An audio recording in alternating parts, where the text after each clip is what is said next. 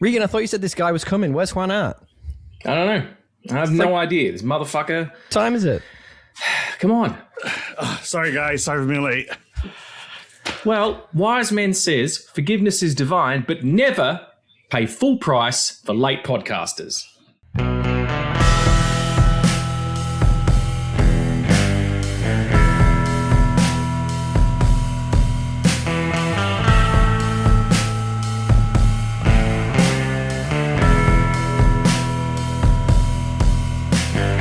Hey there, you sewer-dwelling cinema fans. Welcome back to No Country for Old Films. I'm Regs and he's Tommy. Hello, hello. And this week, we are just a couple of anthropomorphic turtles trying to have sex with a ginger reporter. And make no mistake about it, we actually are. But we're also here talking about the films that we've watched over and over and over again.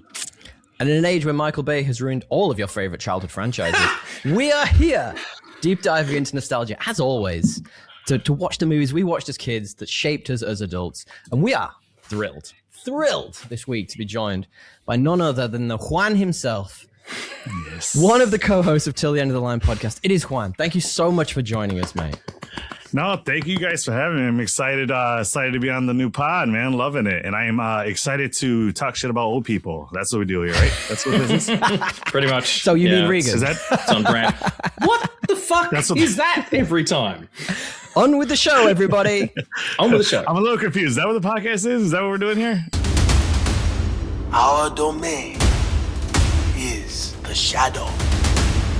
You must strike hard and fade away. I deliver a message without a trace. Picture this, ladies and gentlemen. The year is 1990. Driving Miss Daisy has just won the Best Picture Oscar. The Simpsons is just a glint in the eye of starting out to become the biggest TV show in the world. And Julia Roberts is America's sweetheart with Pretty Woman. And we were given the phrase, cowabunga, baby. Cowabunga! Juan, thank you for joining us today. Can you tell us why Teenage Mutant Ninja Turtles 1990 was your pick for your debut country for no films? For sure. I mean, first off, thank you guys for having me on. I had told Regs, him and Addy from the Film Addicts podcast guested on our 2025 like year-end episode, and I told him if I wasn't doing like a comic-centric podcast, your guys' podcast is like what I would want to do, is just talk old films, 90s films. So bravo to you guys for coming up with it. And again, so happy to be on. Ninja Turtles. This is a nice middle ground, by the way. If we're talking comic books and old movies, this is perfect middle ground. Are checking all the boxes for me. Right. I went Ninja Turtles because when I tell you guys this is my childhood, this was my childhood. I had Ninja Turtle action figures, coloring books, like all the toys, everything you can imagine Ninja Turtles. I even had nunchucks for like just no odd reason. Well, no, there's a reason. My father was in martial arts. You wanted nunchucks. So, I get it. I see it. You wanted nunchucks. Too. Who doesn't want nunchucks as a child? Exactly. Was your dad Bruce Lee? What the fuck? Hell yeah, he was trying to be. But hitting himself in the dick all the time, I would wager. I mean, Ninja Turtles were such a big part of my childhood. They were just like the it thing to watch it during my age, during that age range in the early 90s. I'd have been 4 when this movie came out. So that's aging me. Wow. So, God, you're old. Yes, very old. I'm in the perfect place, right? Is the old people podcast? Is that right? Is that the title? Is that okay? That's correct. Regan already had 3 kids at this point. Nice. All right. No, I mean, when I tell you guys it's my childhood, I even like it's so centered around my childhood is that do you guys remember? I know we're talking about the first film, but do you guys remember the second film at all? I literally just did an episode on Sequel Suck for it. There it is. Nice. Like this week. All right. You know the pizza guy, the delivery kid, who's really good Danny at martial Reyes. arts? Oh, no. Danny Reyes. No, is Danny that, Reyes? Is yeah, it, Danny Reyes Jr. Is that his name? Okay. Yeah. I have a photo with that guy. Stop. Me, my dad, and him. Yes, I hand the guy. What did they bring it out in court? What happened? Yeah, I know. It was a misunderstanding. I wasn't stalking him. No, He was actually stalking you. As I said before, my dad was in martial arts, so we went to a tournament and he was there. Yeah. So we got a photo, the three of us, with him, and it was really cool, man. I wish I could find that photo, but this is analog days, so this is where you got to go to the I want to see it. You got to send it over before this episode comes out. Yeah, exactly. But he was. I think it was Donatello's in the suit for the first movie, and they just liked him so much they put him in. Get out of here, really? But previous to that, he had a TV show where he was a little kid ninja who worked with a detective, and I can't remember the name of it for the life of me. That's like the perfect TV show when you're a child. That's exactly what I wanted to watch as a kid. Yeah. I've got to ask you though, Juan, and this to you as well, Regs. Who was your favorite turtle? Well, I mean, Regs. It's part of the quiz, so you have to wait till the end. Yeah. Okay. Well, I could tell you mine. It was hands down, without question, Michelangelo. That's why I had the nunchucks. Yeah, that's why I had the nunchucks. Like it was. Yeah. He's 100%. If I was a turtle ninja, I would be him. Yeah. It's funny because I think I love that you had to tell add ninja onto that as well. Yeah, because if I was just a turtle, you are currently a turtle, but if you were a ninja as well. Yeah, if I was a turtle, I'd just be a random turtle. You know what I mean? I have to add ninja to that. Yeah. Yeah. Swimming. There's no martial arts in this at all. This is not what I thought at all. The cardio to do I think you can arts. tell a lot about a person by what their favorite Ninja Turtle is. Like if someone says to you their favorite Ninja Turtle is Leonardo, he's a cunt. Do not trust that motherfucker. Yeah, he's gonna rat you out. That guy's a snitch. Yeah.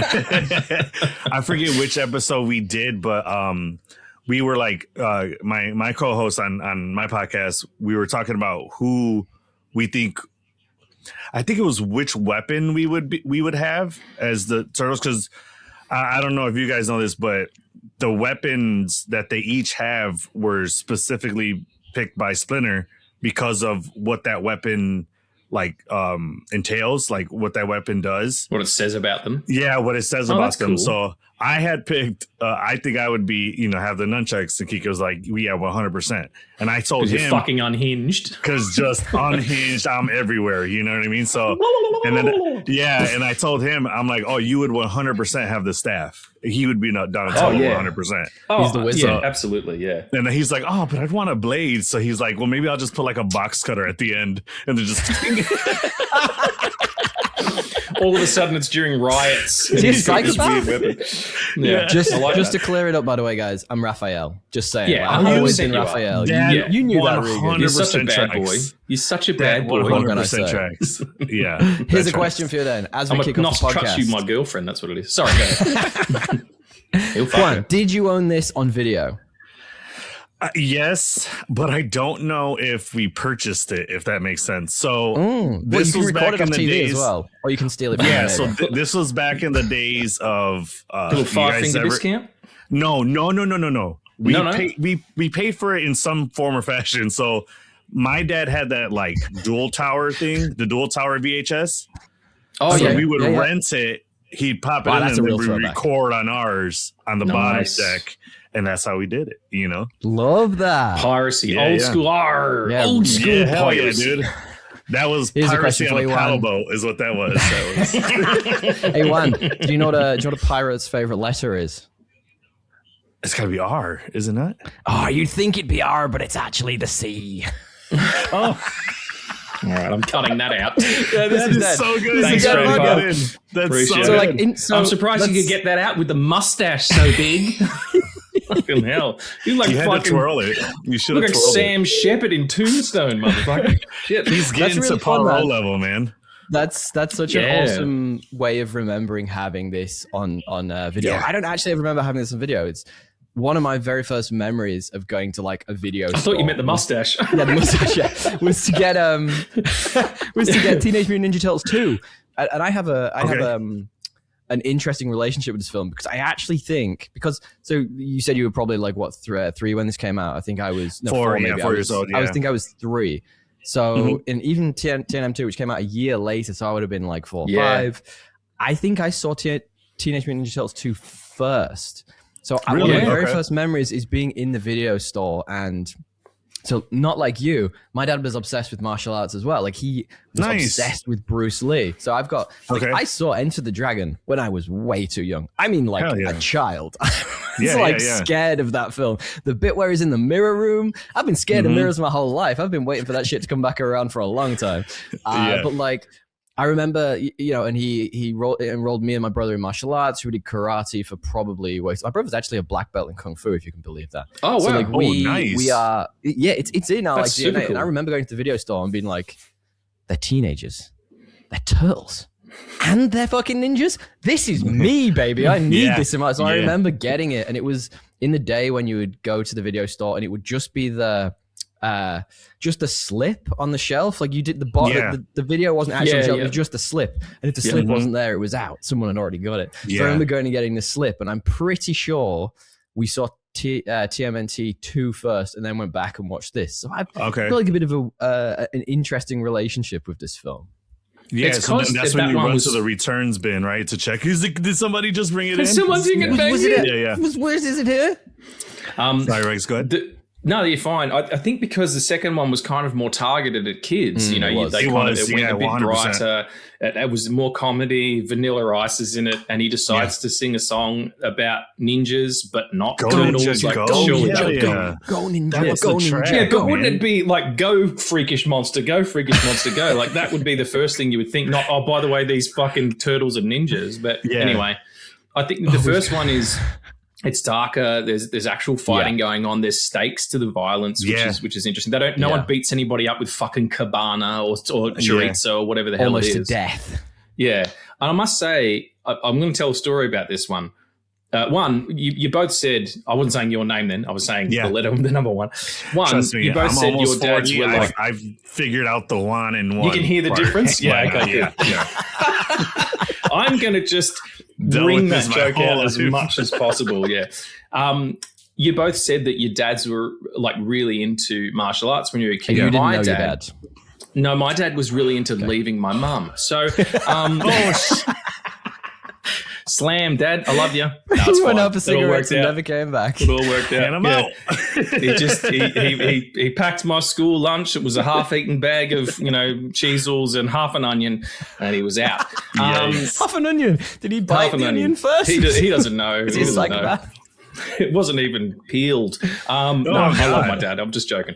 But I forgot my other joke now. Oh no, it's not a joke. It's a story. You were talking about how I want to be these things. I wanted to be a Ninja Turtle so badly that while on a family holiday, my sister and I was like the only boy, and it was my sister, and I had like 14 female cousins. Wow. So we're all on this holiday, right?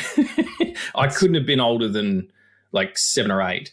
And they said, "Hey, Riggs, do you want us to we'll do your makeup up like a Ninja Turtle, and then you can put because I had one of the red masks." This is going. I was like, "Yeah, that sounds really cool. Let's do that." And I sat there, and they were doing all this stuff, and they were like putting dots with mascara, and I was like, "What's that?" And they were like, "Oh, they've got dots in the movie, like they've got a complexion." I'm like, "Oh, okay, cool." And then my cousin showed me. Can we bring mirror, and they made me a woman. Kid Riggs back, right? But they'd like lipstick and eyeliner. I looked like fucking Marilyn Monroe's corpse. And I was livid. And now that's just Friday night. Like, you know what I mean? Like, that's just a good time. But yeah, that's how obsessed I was with this particular movie. Like, the cartoon was big. And I had some of the comics too. But when this movie came out, I was like, oh shit. Like, it's one of the first movies I remember realizing, and I know you probably don't agree, Tommy, but how good movies could be and how affecting they could be. Like there's a particular scene we'll get to that's just, it still really holds up. So, and I had the clamshell case. So it was the soft clamshell case and the tape was green. Oh, hell yeah. I just knocked my mic. Yeah. That's some nostalgia shit right there. So cool. I say I've got a complicated relationship with it. Like I still enjoy this film for what it is. And we're going to get to talking about, the nostalgia trip of it and the things of a modern rewatch. And it's almost the modern rewatch of it that makes it, is what gives me complicated feelings towards it. Like watching this back, like you forget just how bleak this version of New York is. Like it is just dark, and it Crime-ridden. almost feels like The Crow. And there's a really fun bit of trivia coming up about that in a minute as well. It's got that bleakness to it, and you just forget like how dark it is as a kids movie. Yeah. 100%. But it's also got some amazing one-liners, like "You dirty rat, you killed my brother." Like that's part It's of my not that vocabulary. funny, Mikey. Stop humoring this little prick. All right, that's what you do. You got to push kids. You got to push them down. You got to keep them in their place. No, that's not funny. Yeah. Well, like and some of the interesting things about this film is, so one of my holdups about this movie is like, so one of the things that is not a holdup for me about this movie is the animatronics and watching how they've created the turtle outfits, which are just phenomenal. And holdup, I would say, even now watching it back. But did you both know that this was originally one of the original pitches for this was to do it like a Who Framed Roger Rabbit style movie, where it was like half animated? Yeah, where it was like real people next to like cartoons. I find that fascinating. I do, but I don't think it would have worked the way Who Framed Roger Rabbit did. Nah, because that was literal the cartoon world bleeding into ours. Exactly. So this one, I don't think that would have worked. The only thing I did know about Ninja Turtles that I found an interesting fact was that they were supposed to be rabbits initially. Like, did you guys know this? Yosagi Yojimbo. Ninja Rabbits? Yeah, that when they were coming up with the concept, they were originally going to use rabbits. They even kind of throw a nod to it in the Michael Bay movies. With do you remember rabbit when? Is? No, do you remember when they capture them and they're kind of like draining? They got them in those tubes and they're draining their blood. Vaguely. Do you remember that I'm going to one? be 100% honest with you, Juan. I have not watched a Michael Bay movie since Transformers 2.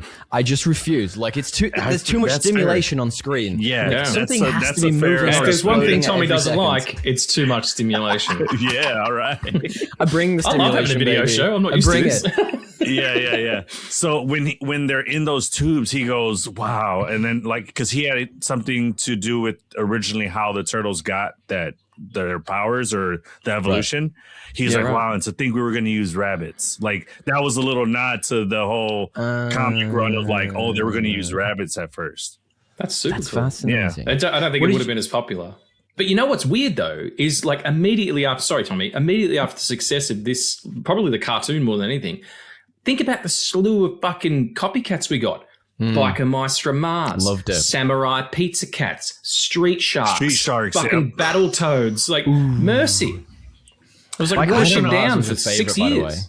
What a show Biker Mice from Mars was. Just like pure nonsense. Like as it's all on YouTube. And if you have a little bit of the Tibet, it's a good time. Well, I was going to say exactly that. Like if you think about like someone just throwing words at a wall and being like teenage mutant ninja turtles, it sounds like a cocaine dream. It sounds like someone in Hollywood is just like bad Mad Libs. And he's a ninja and he fights a foot. You're like, what is happening? You got to do the crazy eyes though. And they're fucking turtles. And then he's holding a baby Bill, turtle. just take it easy, mate. Do you want to just back it off? It's this. But with nunchucks. Like, it's this, but with nunchucks. He brings an actual turtle to the meeting. He has a turtle, his pet turtle. He's like, look at it. Yeah, it's fucking this. I don't know why. I don't know why when you said that, Juan, I had like a mental image of like an old schooly like Hollywood producer with like a hat on, and he takes his hat off, and there's just a turtle underneath. A turtle on his head. Just Ratatouille style. Oh yeah. He just takes it up and holds it. I love it. This.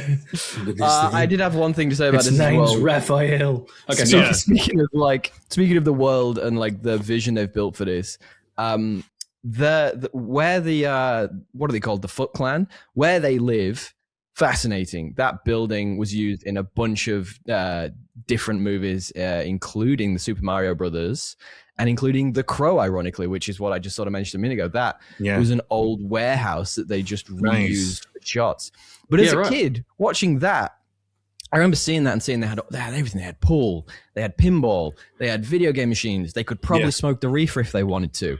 Definitely smoke cigarettes. And they do martial arts. I was literally like, this is what I want as a child. Why can't I grow up in this? This is where I want. It was between that or like Never Neverland in Hook with Robin Williams. I was like, I don't know which one I prefer, but like somewhere in the middle of those two. I don't feel Hook.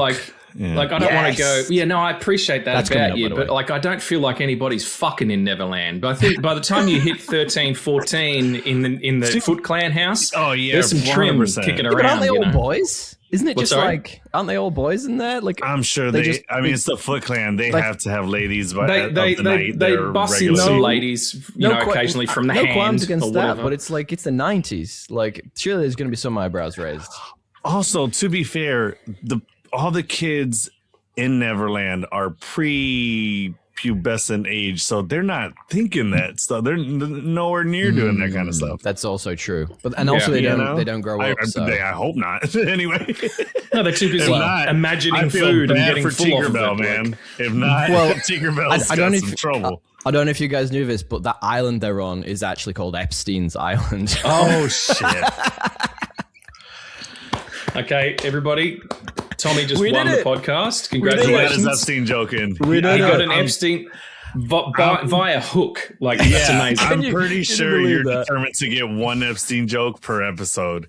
Because I swear I've heard it every other episode. Don't limit me, Juan. Like it's going to be 6 more minimum. You've got to be, and that one worked. Let's be perfectly honest. Yeah, it did 100%. That was good. So we've already talked about where you got this. You semi-pirated it, which is totally fine in 2025. He didn't semi-pirate it. He have owned all it. The way pirated it. I may have owned it. I'm not 100% sure because I do remember the cover vividly. I just don't know if we did or not. You don't have to front, dude. Like, I'm pretty sure the statute of limitations is over on you pirating this fucking VHS. If I was a betting man, I would bet that we just recorded it 100%. But I may have owned it. I don't know.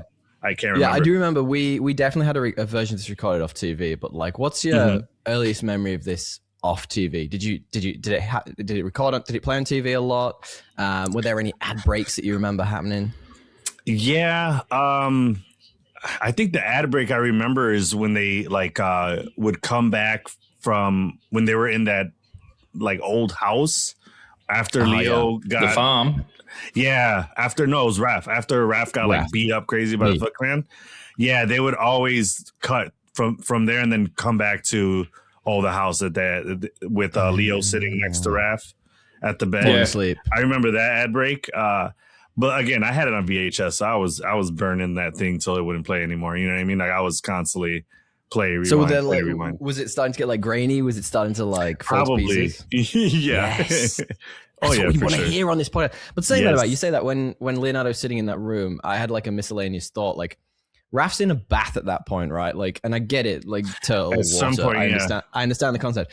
And then April walks in and she does this thing where she tries to cup water and like I don't know, like put it on Raph, and I'm like, how is any of that helping? It's like the tiniest amount of water. I'm like, they're turtles. I mean, I would have filled up that tub till he was like submerged in it. Basically, he's a turtle. I mean, you know what I mean? But like, I assume not because of the prosthetics he was wearing. Like that, he would probably have sunk or drowned. Yeah, he's not actually a turtle. I don't know if you knew that one. Reese, what about you? Did you have a video of this that was falling to pieces? You mean they're not real turtles? You take real turtles like from under a guy's hat? My life is a lie. Yeah, I have to go. Anybody out there, don't use AI. I know that we're a new show, but I hope we've got some fans building up, and I hope maybe some people have gone back and are visiting this episode from the future. I hope it's all good out there. I hope the world's not on fire. But if you happen to be an artist, not an AI artist, because that's an oxymoron, an actual artist, can somebody please draw me the picture of that producer with a little turtle on his head? And that will just make my fucking day. No, I don't ever think I watched this on TV.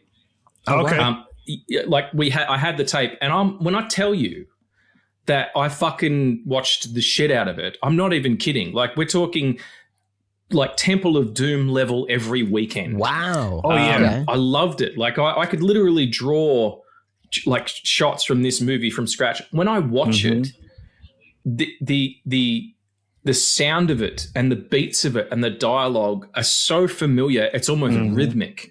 Like if you were to play this in the background and I could only hear it, I would still be able to watch the movie, you know. You would know shot for shot it's what's happening where it is. 100%, 100%. And it's it was one of those really, like you said before, Tommy, you know, the movies that shaped us as adults, like a really huge part of the aesthetic that I like in my sort of comic book movie oeuvre comes from this film.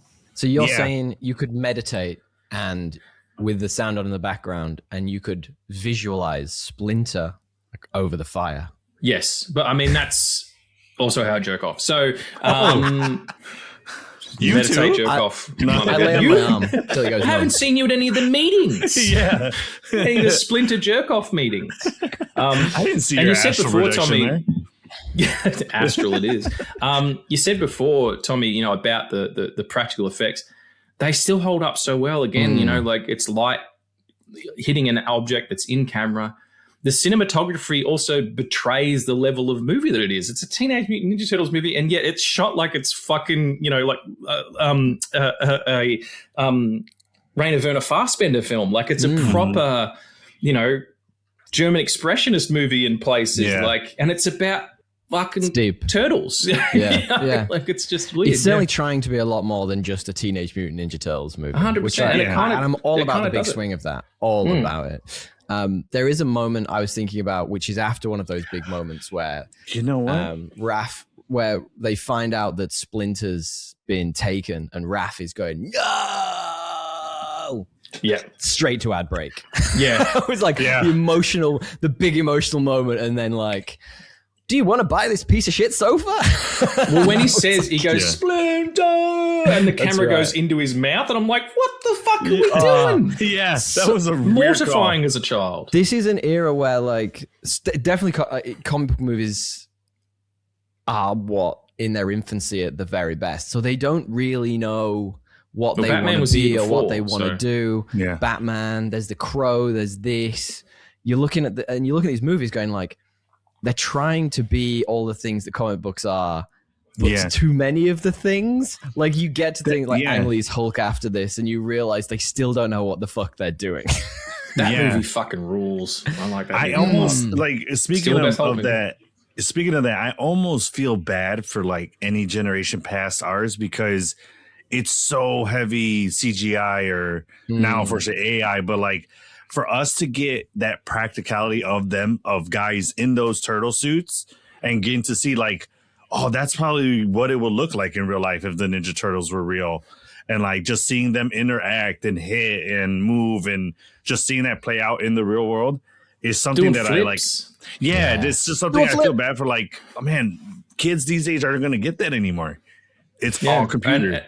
The fight scene on the roof with Raph and all of the Foot Clan, you know, how do you guys expect to beat me? Like, it's fucking awesome. Hell yeah. And the other thing, though, now that I think about it, why does Raph sound like he's from Staten Island and everybody else doesn't? Like, Michelangelo sounds like he's from California. Like, what the fuck? No. But Raph's like, hey, no way. Hey. He's always like, forget about it, basically. Like, exactly. And Michelangelo's like, yeah, dude. I'm like, you're from two different fucking coasts. What's the talking about? He's from like a different corner of the United States. I don't understand it. Yeah.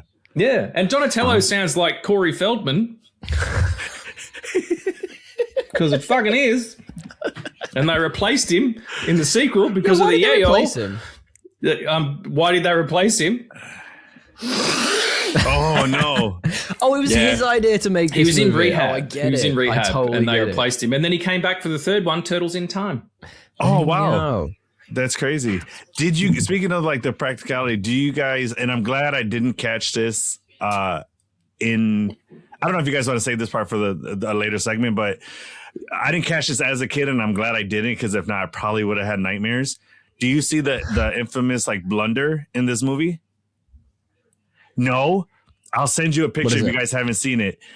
When the turtle dick flop out? What happened? No. When they're in the house and everybody laughs, I think it's once Raph wakes up.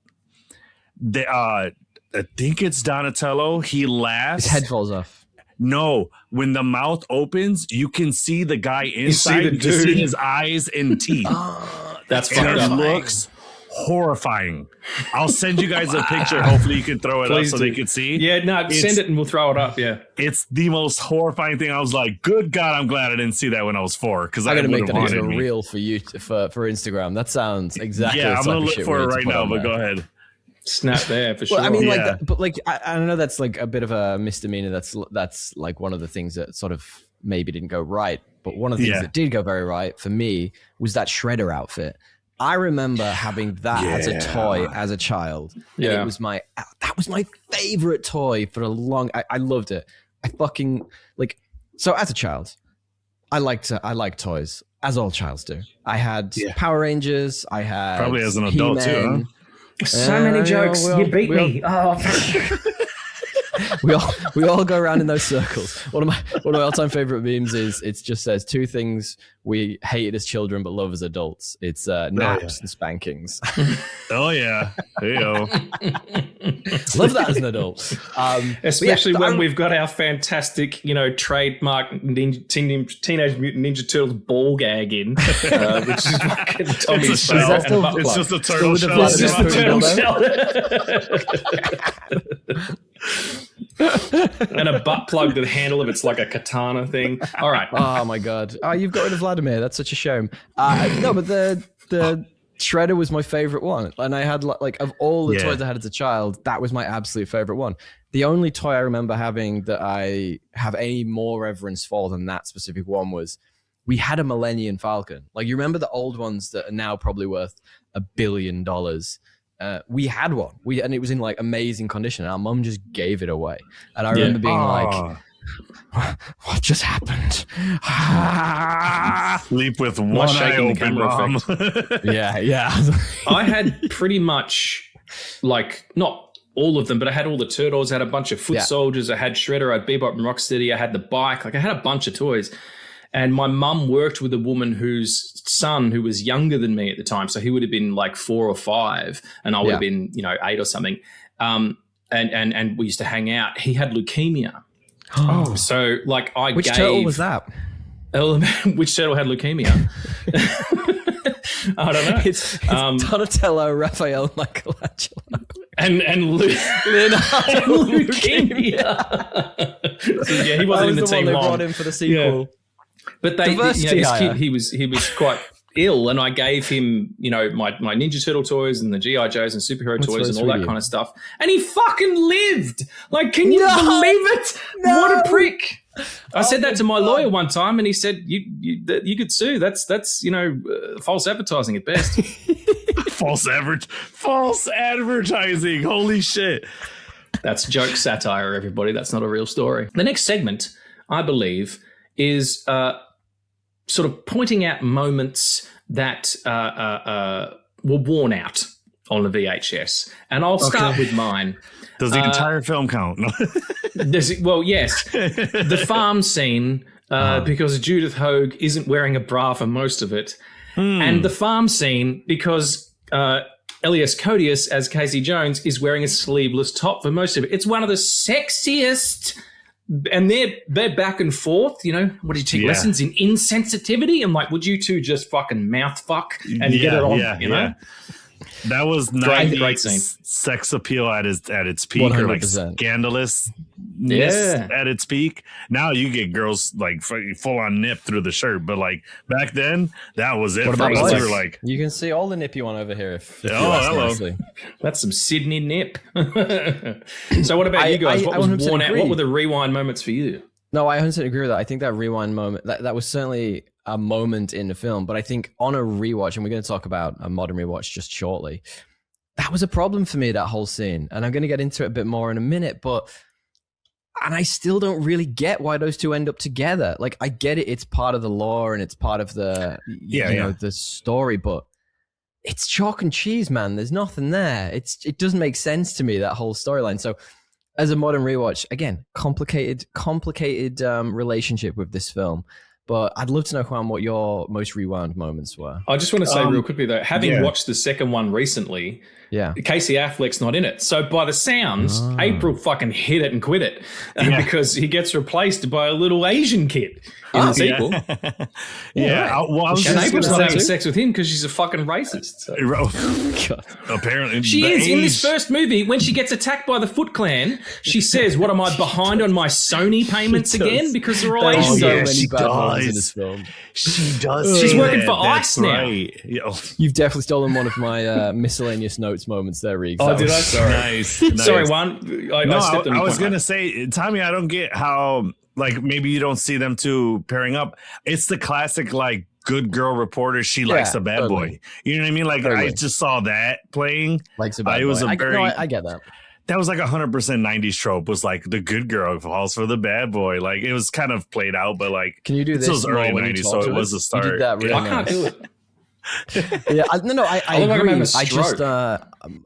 she's too intelligent to fall for that shit. Is all I'm saying. Fair she's point. actually a That's good fair. reporter. I mean, It's but just 90s movies. intelligence- 90s movies. Intelligence is one thing, but you know the headboard bouncing Love off is the wall. life. That's a different story. You know what I mean?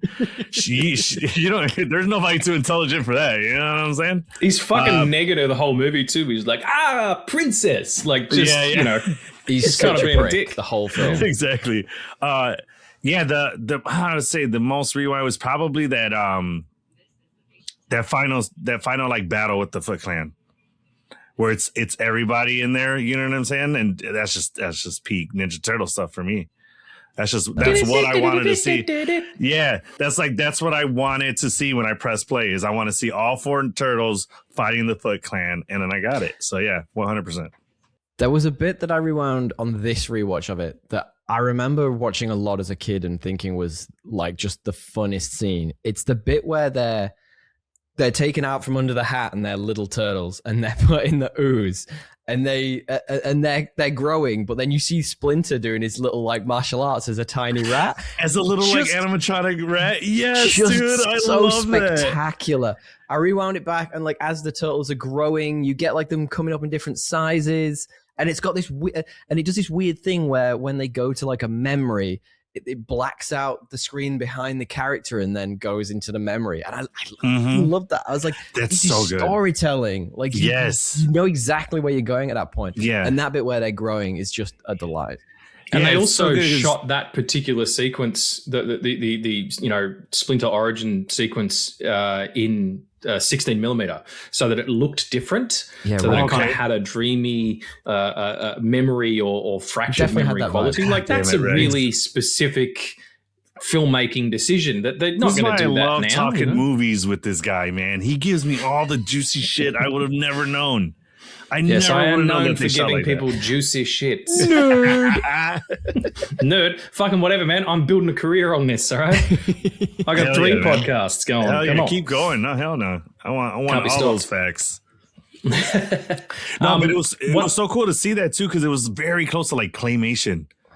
You know what I mean? But like it was Yeah. animatronic. It had to have been animatronics, right? It wasn't. I'd say so, yeah. And you know, the to be. turtles were. I mean, the turtles that he put, I colored them up in old. Yeah, Oh, no, I can't do that. It wasn't stop. I'm not allowed to do that. I don't think so. I don't know. He's Let me a do it to someone O'Neill. else. I gathered them up in an old coffee can. Like, I don't know who that is, but it's a different, not Can you do it racist as one. Child Regan again? Yeah, right. I gathered them up in an old coffee can, and then I went to fucking Hook Island to fuck all the bitches that are there. Because I'm a little boy. Eat fake food. No, Because I know why you're British. Stop motion, I was don't it? know why I'm British either. No, that's racist as well.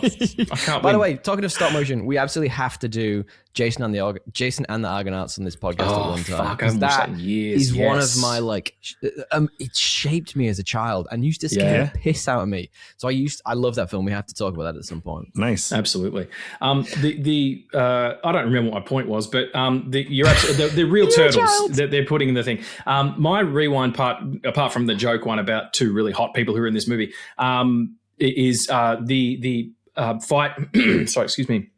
The fight in April's house in the antique shop as it burns down. Oh, yeah, And yeah. for 2 reasons. One, because Casey turns up and kind of saves the day, and he was always my favorite character. But 2, the fucking score, and I'll drop a little bit in now. Like it's just like it's Johnny talks about it. Our composer who wrote the theme for this show, he talks about it's fucking amazing. Like it's one of the best synth scores of that sort of period. You know, coming up towards the end of the 80s. I love it.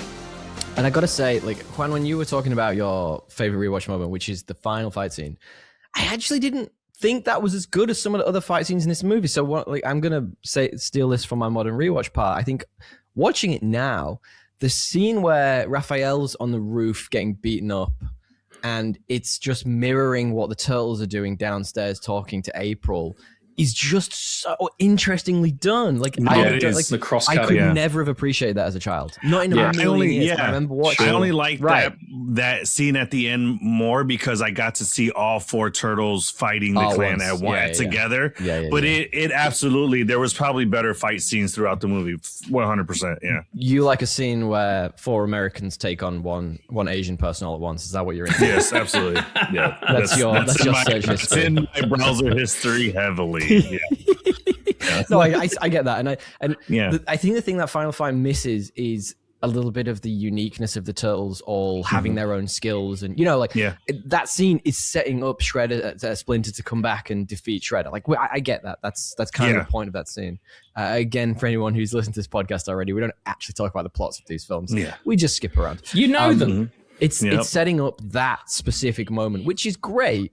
But it isn't showing the turtles and their uniqueness, Mikey with his nunchucks. And I think that scene you were just talking to a minute ago, Regs, that does that significantly better. You get seeing them all, and they're all joking around, and they're all being idiots, and that's great. To be fair, I think it does it way better in TMNT 2. I think that movie, it shows like you said, it shows each of their attributes a lot better. It shows their fighting style a little bit clearer. And you get a lot of the partnerships in that too, like that first scene in the is it like a strip mall underground, or what is it? Strip club? No, strip mall.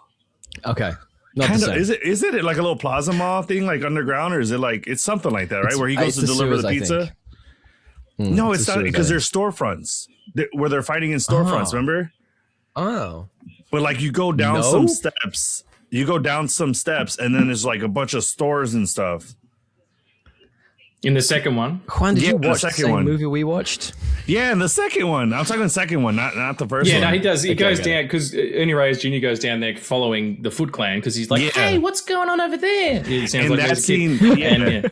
That's the one where it's like it showed their fighting styles and like their the way that they fight with each other so well. I think TMNT does it a lot better. Yeah. TMNT 2.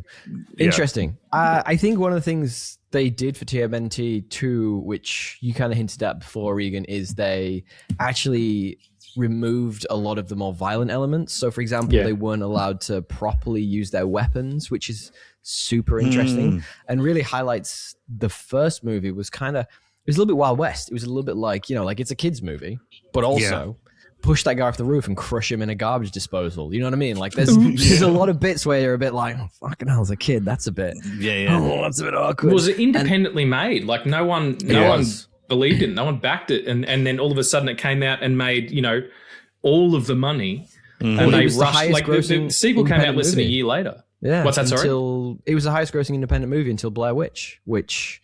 Whoa. It made 135 million at the domestic box office, which is phenomenal. So interesting. Blair Witch was like a $15 million budget. Huge at the time. Yeah, huge at the time. Blair Witch was like 10 years, at least 10 years later, wasn't it? Easily. It was 1999, so I think it was. Get out! I thought that was early 2000s. Okay, still a 9-year run. That's pretty impressive.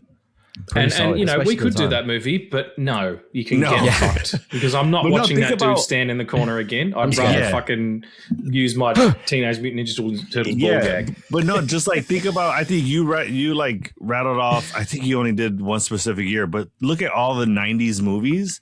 That's impressive to hold that independent title for that long. That's impressive. And the '90s were the boom of independent cinema. All the kids who'd grown up on 70s, sort of era of films started making their own shit. You had fucking PTA, Kevin Smith, Richard Linklater, like started it with Slacker, like all of this stuff. And to have the Ninja Turtles movie hold that water for that long. Yes. Absolutely. And the other reason the Blair Witch did so well is because the marketing campaign was so good. And they didn't reveal that it was fake until well after everybody had seen it, Oh, yeah.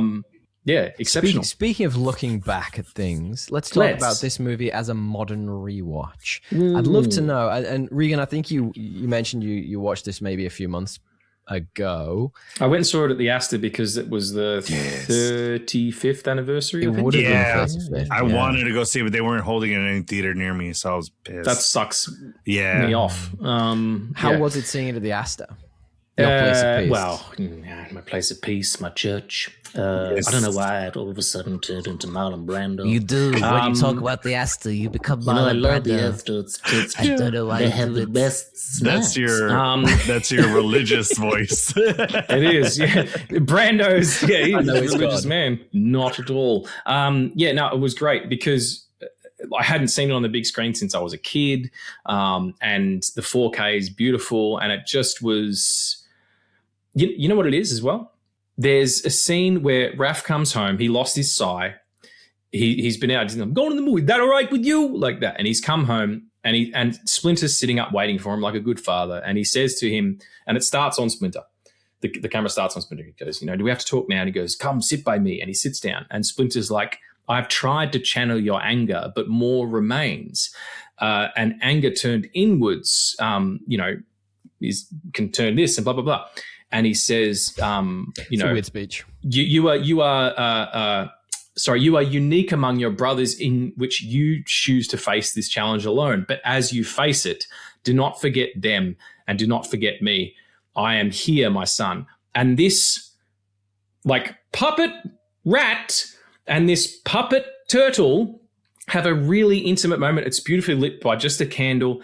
They emote with each other, and Splinter puts his hand on Raphael's head, and a tear comes down this puppet's eye. I was like streaming with tears. It was so powerful, and there's no reason it should do that because they're fucking Muppets. Yeah. But it's your childhood as well. That's the point, This was, and that sort of father figure when you're growing up, love that, especially in a movie. That's a beautiful moment to have. It was really just powerful, had. Yeah, And absolutely. as a young man, I identified with Raph so much in that movie because I was really angry and confused, and even as a preteen. So it was kind of, to hear that, to be like, it's okay that you feel this way, and it's also okay that you don't know the answer either to make yourself better, but know that you're not alone. Like kids need to hear that shit. As a kid, we liked these films because there were, Ninja Turtles come to life and real, but like at the same time, we may not have realized it, but it was teaching us real lessons, like you said, you had anger, you maybe have felt a little bit of anger, and like, God knows when I was that age, my parents were going through a divorce. So I was dealing with all those kinds of emotions. So like having this movie be so cool because it's Ninja Turtles, but then at the same time act like as a surrogate parent. Like, I think that's why this movie holds so well throughout the years and has that special place in my heart 100%. At its absolute best. 100%. Absolutely. Yeah, escapism's the word, definitely. Mm-hmm. I think watching this, I you know what, we've fallen back into talking about this in the past, but I think as a modern rewatch, you're absolutely right. But as a modern rewatch, it's super interesting because you do get to see those moments that perhaps as a kid you didn't appreciate as much as you might do as an adult. Because I just finished a great book called The Strength of the Few. It's part of a saga of by a guy called James Islington. It's not a sponsor, although I will have it on here at some point. Phenomenal. Nice. But there's one scene when the main character, spoilers if anyone doesn't want to hear about this book, it's very I'm going to do a very small bit. It's not going to ruin the whole book for anyone, but he meets his dad who he believed was dead for a long time. And they're having this conversation about family and about life.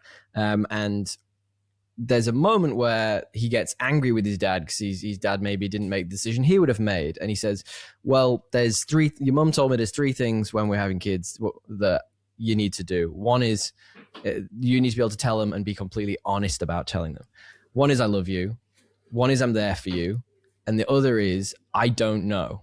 And I think those lessons are things that these films probably helped us with as kids. Having that father figure who, says, I don't know, or like, I'm there for you and really meaning it. Yeah. I think they're the things that, we took away from these. And it was great life lessons. And I think as adults, we can probably look back on that now. And I certainly did looking back at that scene where an animatronic rat puts his hand on an animatronic turtle's head, and I was going like, "This is garbage," but I love the message here. I absolutely love that. Yeah. I feel it in my fingers. I feel it in my toes.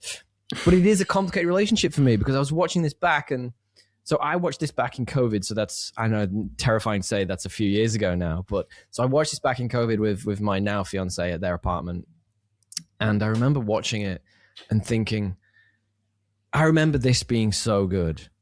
This fucking sucks. But as an adult, I remember watching it and thinking, like, there's a lot to this, which is, and yeah, we all have crap attention spans now and etc. And there were bits to it where I remember I remember thinking this is great as a kid, or even completely forgetting seeing as a kid. Prime example, The Farm. I don't remember any of that from being a kid. That whole section, which is long as shit, man. It goes on for like 40, almost as long as this dialogue. It goes on for 45 minutes. Act. Yeah. It's almost like another act in itself. Like it just takes you out of the movie. You're not even in the same setting. And I get the point. They're all learning this big lesson about, you know, coming together as a team, etc., which you don't see in this movie, ironically. But it takes you away from all the things you love in the movie. It takes you away from the bad guys. It takes you away from the setting. They've done a great job of setting this in New York. And I'm just sitting there going like, I fucking hate this. This is so fucking boring. Yeah. I think as kids, we were probably just distracted, like watching the Turtles, that we didn't realize what was going on. But you're talking about a modern rewatch. When you guys told me like, hey, we're going to have you on to talk TMNT, I purchased, because I don't have a VCR anymore, so I purchased the digital version. So I watched it, and I have a 12-year-old son. I was like, hey, you want to watch this with me? Because I thought he would like it. He likes the Ninja Turtles, like the cartoons and stuff, you know. So I'm like, hey, you want to watch this? And he watched it, and after the film, I'm like, what'd you think? He goes, I liked it. So like, I think it still holds up. You know what I mean? Like, still holds up. Yeah, I think it does. Like, but I do get what you're saying. Like, we kind of romanticize things as kids. 100%. So like, you as an adult, you're going to have that adult mentality looking at it. So you're going to notice other things. And like you said, you're going to notice that long drag out of like nothing's happening. And it ruins the pacing of the whole film. Yeah. I can appreciate what you're saying about that, but I still think it's still a good watch. It's still fun. You know, would you guys consider this? It's probably in my top 5 favorite, like superhero movies. Oh yeah. Okay. Yeah. That's awesome. But you know, and you say, Tommy, like, wow, this is shit. It's not. It's I'm like, being a little by relation to when you're a kid. Like when I was a kid, I thought this was amazing. It's because when you're a kid, it was. Movies are static objects. Ninja Turtles didn't change. Totally. You did. Yeah. So that's the thing. And I think the romanticizing part of it. Oh no, I grew up shit. I didn't learn the lesson. I'm still that angry young kid. Listen to the rat. It's I think the idea of romanticizing is something that we do as adults, because we kind of, you know, you fetishize things from your past that felt good, and then when they don't live up to that expectation, you're like, well, fuck that shit. Well, it's not really the case. And movies also, you as a child, you kind of give over, like, oh, okay, they're at a farm now. Like when you're a kid and someone says to you, oh, this half fish girl, she lives under the ocean, her best friend is a singing crab, and they go, okay. Whereas an adult would be like, well, how does she breathe underwater, and why does the fucking crab sound Jamaican, and all this? And why is she white? Yeah, why is she white? Wouldn't she be, Puerto Rican or whatever? Yeah. Like, how does she poop? Yeah, exactly. So yeah, I think you've got to, for a modern rewatch, and this is, please hear me out there, everybody, all our pals here, all you no countryers out there. You've got to remember, like, watch these things through the prism of who you were, not maybe who you are, and give them some space to be. That's my You only definitely have example. to access your inner child. I have a prime example of like what Tommy's talking about. So I used to watch a lot of the Disney Channel original movies. You guys remember those? Do you remember Xenon, Girl of the 21st Century?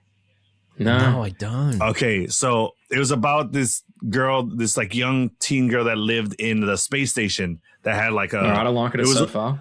It was like a livable city, but it was a space station, right? And that you could like easily come to and from Earth, right, to this place. And I watched it as a kid, loved it. And when I went to watch it as an adult, I was watching it with my wife, and we're sitting there, and this girl has like a catchphrase for whatever fucking reason.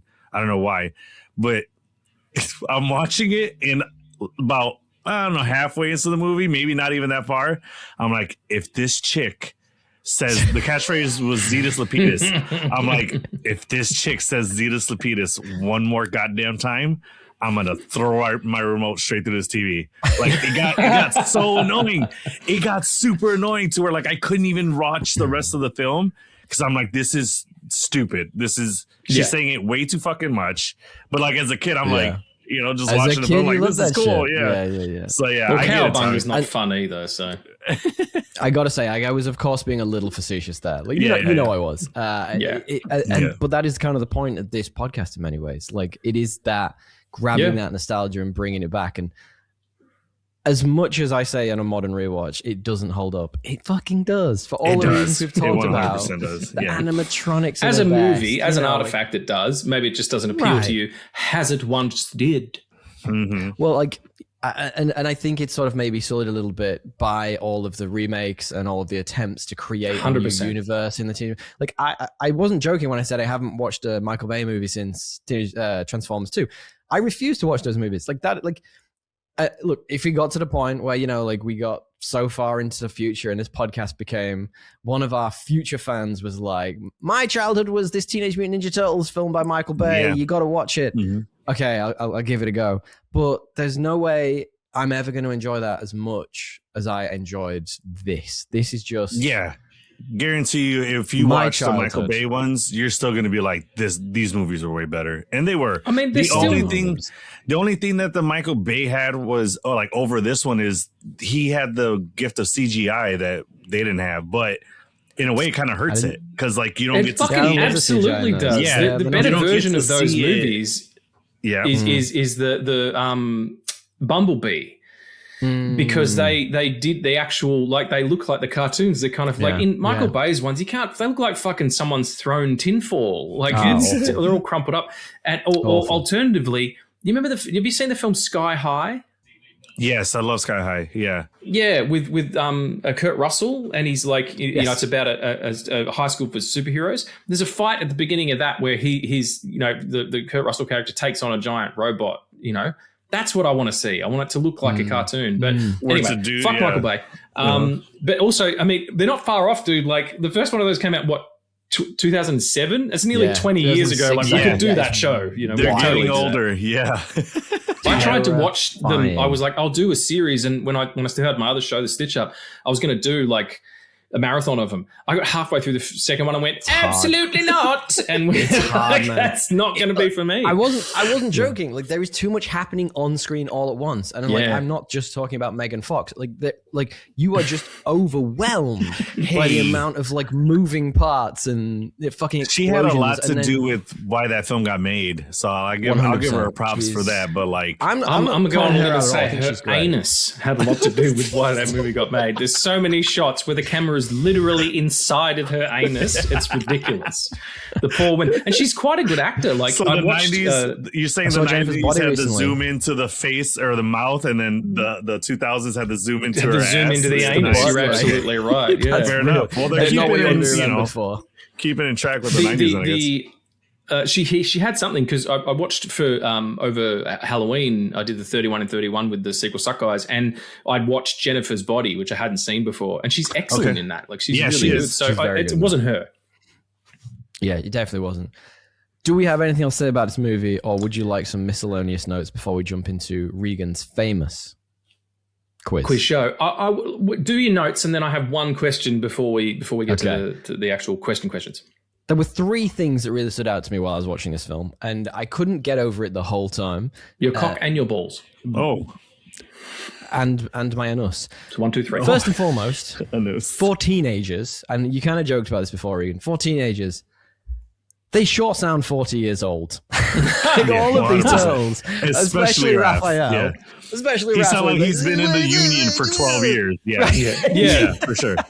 He's working in the union. What are you talking about? He's like the head of the Staten Island trash person. Also, the other thing about it, they're all teenagers, and they kind of all, at least Michelangelo, they kind of all want to fuck this woman, right? Which like that's one of my pretty on par with. I would say that's the most teenager thing about them. Yeah.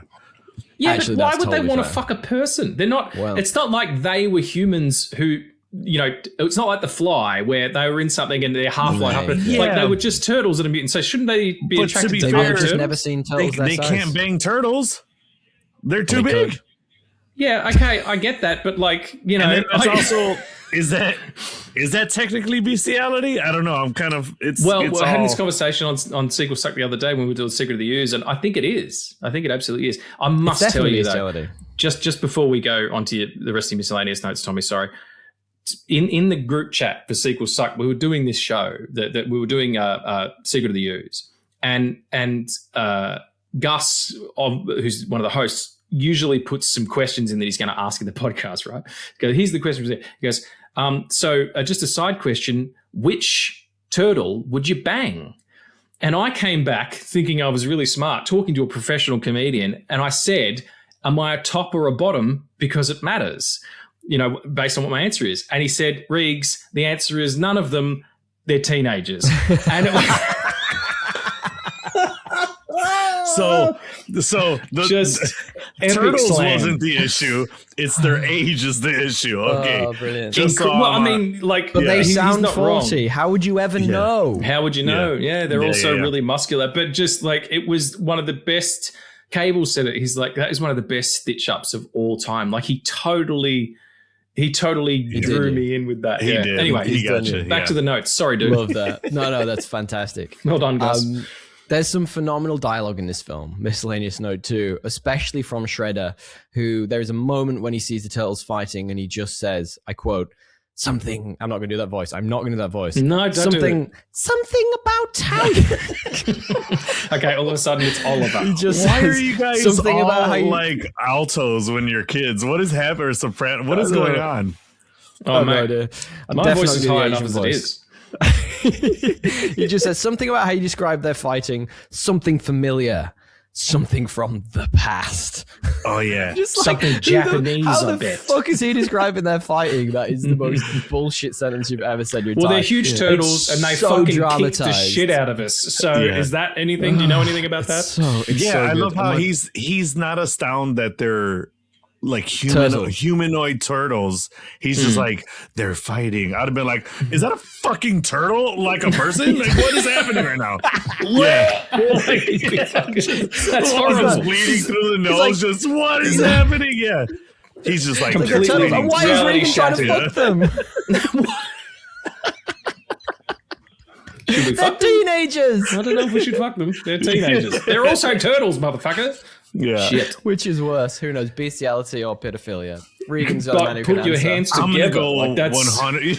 I'm gonna go 100% pedophilia. But continue. Well, animals can't consent either. Like it's not. None of this is good. It's all bad. It's all bad. Okay, this is getting real dark real fast. Let me just tell you my final miscellaneous note. The final one is the mustache on Tatsu. Fantastic. Peak. Yeah. Like Shredder's little henchman, like his 2IC. Rocks in, he's got like a pencil. Shaved head. Fabulous. The 2-eyed Ninja C. I love that. 2-eyed Ninja C. Love it. Like all of that is just phenomenal. And that's it for this show. Regan, I don't know if you want to do. I just want to ask you both. What if someone hadn't seen this, would you recommend it? Oh, 1000%. Yeah, absolutely. Who though? Also, like if you're talking, for example, like my fiance. No, because I know her. Someone comes to you and says, hey, I really like the Ninja Turtles. I've seen all the Michael Bay movies. Should I watch this old one? Absolutely, yeah. Yeah. Only because I would be like, do you want to see something that's 1000% the 90s? Here, watch this movie. Yeah, it's like, deeply entrenched. You want to watch something really cool from the 90s, like what we were all about, watch this film. And then like you said, this one isn't as like child focused, or like the audience was the kids, so that's why you can kind of get away with like, hey, check this movie out. It's still got some cool tones to it. It's still got some adult themes. So like, I think, I would recommend it to everybody, but that's just because I'm a Ninja Turtle fan. But yeah, right on. Nice. That works for me. And also, hey, if you want to see future Oscar winner Sam Rockwell give children addictive carcinogens, treat yourself. Yes. Can we talk about that really quick? I'm watching that as an adult, with my son. I was like, when he first came on camera, I'm like, is that fucking Sam Rockwell? And then it cuts to, and then he's in the film more as it goes on. And I'm like, Yeah. that is fucking Sam Rockwell. I was like, holy shit, he was in this movie this whole time? I'm like, that's amazing. Justin fucking Hammer. Are we ready to play a little bit of a game? Yes. Yes, sir. To be Let's fair, do it. Tommy, Let's do it. I want you to win, and I don't know what he's coming with, but I researched turtle facts just in case. He's got all My turtle man. facts, which is And great. I did absolutely zero research. So All right. I'm leaning on you As massively. per usual. What more do you As we expect? established in the first every- episode, I'm taking this really seriously, and Tommy sucks. Okay, so today the quiz is called the April O quiz.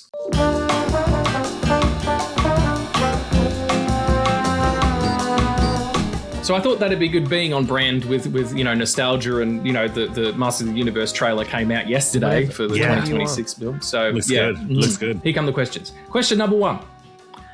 In the cartoon and the movies, each turtle has a different color bandana, right? Mm-hmm. In the original concept comic book series, they were all the same color. Yes, they were. What color were they? I think it's We great. can confer, by the way. We can confer. Well, I think it's not black. great. Like the comic books were black and white, but they Oh, weren't true. grey. Sorry. So then if they're black and white, then they're going to be black. Yeah. On the covers were color, so yeah. So you're saying what color were they intended to be? Yes. Oh. Okay. I've got a feeling they were blue, but I'm going to refer to you. What do you That think? they're being all a turtle blue? fan? I I'm think they were looking at originally all Juan, blue. but I don't know where he'll be on the screen. So Oh, man. It's either blue or red, I believe, but I could be entirely wrong. you have to pick one. Pick one. You got to pick one. If we're going to go... Let's just go blue. We'll do I'll go red. with you. Let's go I'll red. go with you, Tommy. Let's go red. Fuck it. I'm Red? changing my Let's mind. go Let's red. We're going red. Okay. Ding, ding, ding, ding, ding. Well done, Yeah, everybody. the We last got a second, motherfucking because I was point. gonna go red, but you said blue, so I was like, let's go with yours. Shit. Good call. I've Why I change sort of up? think about it recently, and I it was the top of my mind, and then I remember I saw a piece of artwork from what's the new one called where Donatello's on his own, and the Last Ronin. No, it's not I think it's Donatello. Raph, It's, isn't it? it's Michelangelo. No. It's Michelangelo. Sorry, it's right? Michelangelo, and it messed with my thing, and it messed with my memory, but it's definitely the red ones. That's why. Well done. That's why I was thinking gray, because I think that's the color the Ronin wears. Yeah, probably. But Yeah. he I has haven't read all that their book, but- colors like wrapped. He has their Yeah. mask wrapped around him on different parts. But yeah, I've okay. got that 'Cause comic. they've- I need to read it. They've all been made Same, into super. same. I literally have it right here. Yeah. Yeah. Okay. Question number 2. What is the difference between a turtle and a tortoise? I know this. You do? And I know it because of you, Regs, because I listened to your Film Addicts podcast. It's the one has feet like with nails and stuff. The other has flipper. And Exactly. Yeah. There you go, Tommy. Well done. Yes. So the thing, turtles live in this sea and have flippers, and tortoises are more land-based I and thought have it like was actual the feet, which is opposite. kind of what the Ninja Turtles have. So they should Yeah. be Teenage Mutant Ninja Tortoises. Tortoise. I Yeah, thought it doesn't was sound the quite ring to opposite. it, I does it? thought tortoise was aqua and turtle was land. I mean, tortoises can still be in the Turtle. ocean, but turtles have flippers.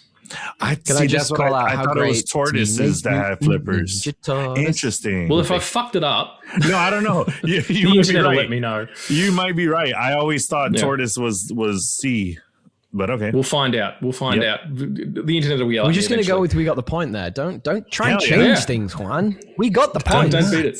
We got I the didn't point. ask I've you never which was got two which, in a so- row Yeah. before. See, yeah, that's what I was scared of. I thought you were going to ask He which is said which. I was at gonna be his like, first threesome. Okay. All right, here we go.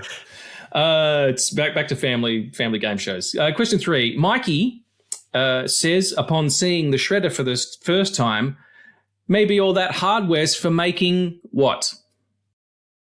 Tin openers. oh, go, Tommy, if you know no? it. Go on, do it. Maybe all that hardware's for making... It's a side dish. Salads? No, is it?